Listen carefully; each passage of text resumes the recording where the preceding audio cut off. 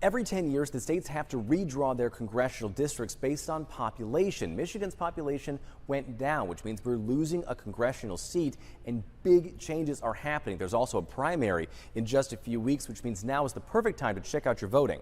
The first thing is to make sure you're still registered. By law, the state has to clean up voter rolls, and last year 177,000 voters were removed from the rolls, and you want to make sure you're not one of them. You go to the Secretary of State's website right here and find out, am I registered?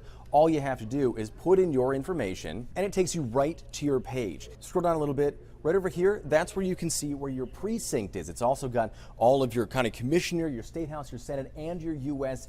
congressional district as well. Over on the left-hand side, that's where your polling place is, along with all of the drop-off boxes if you're voting absentee. Oh, and also up here, if you want to vote for absentee, it'll take you right to the application for that as well. You do have to put in a little information, and there is a deadline. It's the last Friday before the election, so in this case, that happens on July 29th. You can also get a look at your sample ballot. This one is mine.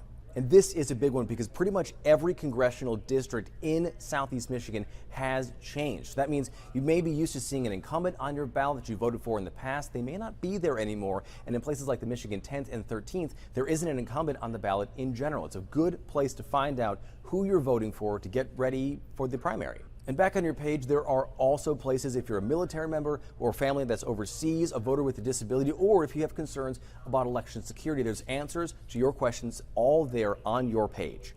We know this is a confusing time, especially in a very charged election cycle. So all the tools you need to get ready for the primary are right there. And we have a detailed map of the new congressional districts up right now on clickondetroit.com.